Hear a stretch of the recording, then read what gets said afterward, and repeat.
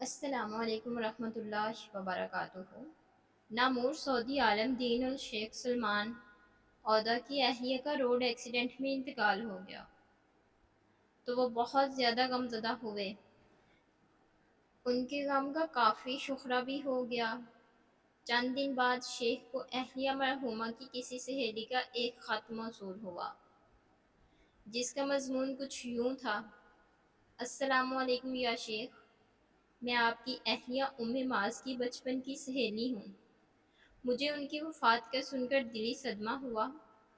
معلوم ہوا کہ آپ بھی اہلیہ کے فراق پر شدید صدمے سے دوچار ہیں۔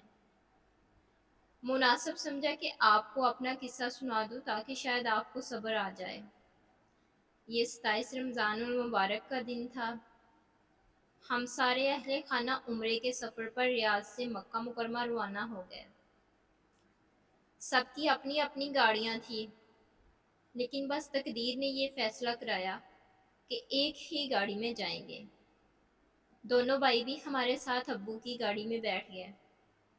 میں، والدین، 2 بھائی اور 2 بہنیں، کل 8 افراد کا قافلہ دوپہر کو ریاض سے روانہ ہو گیا۔ پہلے سے طے تھا کہ مکہ پہنچنے تک ہر کوئی ایک قرآن ختم کرے گا، اس لیے سب تلاوت میں لگ گئے۔ عجیب کیفیت طاری تھی۔ میری بہن تلاوت کرتی جا رہی تھی اور ساتھ اس کے آنسو بھی جاری تھے۔ سب کا یہی حال تھا، لیکن یہ رکعت کیوں طاری ہے، کچھ سمجھ نہیں آ رہا تھا۔ اس دوران شاید والد پر اونگ طاری ہو گئی۔ وہ تیز رفتار میں ڈرائیو کر رہے تھے۔ گاڑی بے قابو ہو کر ایک اونچی گھاٹی سے نیچے گر گئی۔ نیچے کئی 100 فٹ گہری کھائی تھی۔ گاڑی کلا بازیاں کھا کر نیچے جا رہی تھی کہ میرا جسم اس سے نکل کر جاڑی پر گر گیا۔ باقی افراد گاڑی سمیت وادی کی گہرائی میں گر گئے۔ یہ حادثہ عین افطار کے وقت پیش آیا۔ ہم سب روزے سے تھے۔ کچھ دیر بعد مجھے جب ہوش آیا تو بامشکل جاڑیوں سے باہر نکلی۔ جسم کی کئی ہڈیاں ٹوٹ گئی تھیں۔ میں گرتی پڑتی اور گھسیٹتی اپنے اہل خانہ کو ڈھونڈنے لگی۔ چیخ بھی رہی تھی، لیکن اس ویرانے میں کوئی جواب دینے والا نہیں تھا۔ اب تک اندھیرا چھا چکا تھا اور جنگلی جانوروں کی آوازیں آنا شروع ہو گئی تھی، جس سے ماحول کی ہیبیت میں اضافہ ہو رہا تھا۔ بالآخر میں گاڑی تک پہنچ گئی۔ پہلے بھائیوں کے پاس جا کر انہیں ٹٹول کر دیکھا تو دونوں دنیا سے رخصت ہو چکے تھے۔ پھر ماں کے پاس گئی تو وہ بھی اپنے ابایا کو کفن پر دنیا کو الوداع کہہ چکی تھی۔ یہی حال بہن کا تھا۔ ان سب کی شہادت کی انگلی اٹھی ہوئی تھی۔ والد صاحب کو ہلا کر دیکھا تو وہ زندہ تھے۔ میری خوشی کا کوئی ٹھکانہ نہ رہا کہ کوئی تو بچا ہوا ہے۔ میں نے انہیں سینے سے لگایا، لیکن ان کی بھی سانس اکھڑ رہی تھی۔ کہا کہ میری آخری وصیت یہ ہے کہ کسی طرح روڈ پر پہنچ کر کسی کو مدد کے لیے پکارو، اکیلی مت رہو، یہاں جنگلی کتے بہت ہوتے ہیں۔ کچھ دیر بعد وہ کلمہ شہادت پڑھتے ہوئے رخصت ہو گئے۔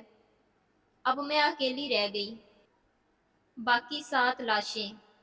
میں خود زخموں سے چور روڈ پر جانے کی کوشش کی، لیکن پہاڑ پر چڑھنا ممکن نہ تھا۔ میں گر کر بے ہوش ہو گئی۔ وہ رات اور اگلا پورا دن گزر گیا۔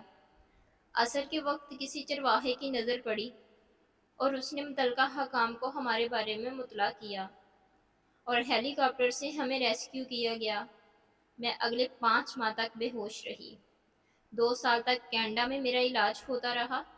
سر اور گردن کی ہڈی ٹوٹ گئی تھی۔ ریڑھ کی ہڈی میں بھی فریکچر آیا تھا۔ اس حادثے سے میں بانجھ ہو گئی اور نعمت اولاد سے ہمیشہ کے لیے محروم۔ میرے کئی آپریشن ہوئے اور اب الحمدللہ ریاض واپس آ کر نئی زندگی شروع کی۔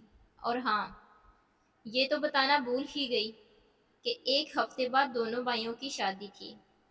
تمام تیاریاں مکمل۔ والد نے کہا کہ شادی سے پہلے سب عمرہ کر کے آتے ہیں۔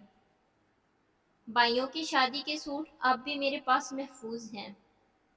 اے شیخ، اس سب کے باوجود میں ہر حال میں اللہ کا شکر ادا کرتی ہوں۔ میں نے یہ قصہ اس لیے سنایا کہ آپ کو بتا سکوں کہ مصیبت سہنے والے، پیاروں کی جدائی کا صدمہ اٹھانے والے اکیلے آپ نہیں ہیں۔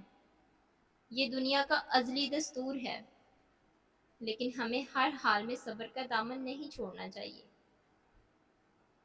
مزید اچھی ویڈیوز کے لیے میرے چینل کو لائک، سبسکرائب اور شیئر کریں۔ ملتے ہیں نیکسٹ ویڈیو میں، تب تک کے لیے اللہ حافظ۔